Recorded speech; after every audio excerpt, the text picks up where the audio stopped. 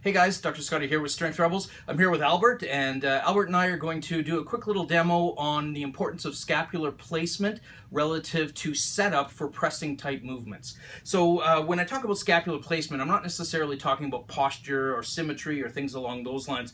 What I do want to talk about a bit is what you do or what you can potentially do relative to your cueing to help set up for better shoulder position while you are pressing. So let me just show you what typically will happen. So if Albert here was going to set up with a bar on his shoulders, so he's going to look to do a strict overhead press, or maybe just in this position a slight incline press. One of the things that we see happen quite often is he'll initiate the press with his deltoids, which are the muscles that attach from the scapula onto the arm bone, the humerus. And what'll happen is if he doesn't have enough control of his scapula, or his positioning maybe isn't quite right, or his cueing isn't quite right, often what we see is with this initial lift, so that initial contraction of the bar coming up, we see the deltoid pull the scapula into a downward tilt and potentially, or downward rotation and potentially an anterior tilt, which is not the type of movement we want. So we would see that initiated by a bit of a wing or an extra wing of the scapula as he starts to press.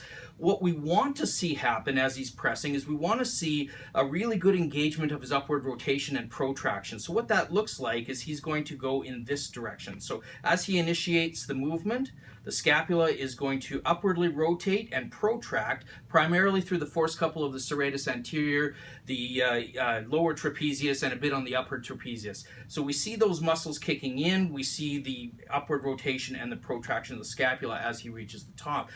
Now, from a cueing perspective, and the reason I wanted to talk about this video is in terms of the setup. We often get people to set up relatively low in terms of their scapular position, or even in a down and back. So you might have heard the cue of retracting and depressing the scapula.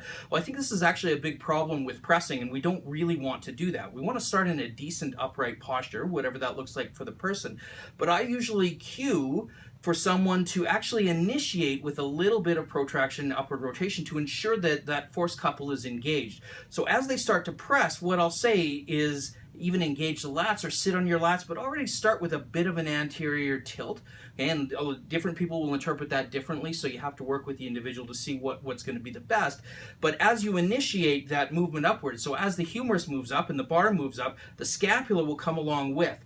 And so if you have really good control of the scapula, you're going to see combined movement of both the arm, the bar, and the scapula, rather than going in the opposite direction. Okay, the problem with the opposite direction is we tend to see a dump, and the increase in the chance of impingement is bad. So Albert's falling over here, but we'll end there. Let me know if you have any questions in the comments, and as always, subscribe and follow us on social media. Thanks, guys.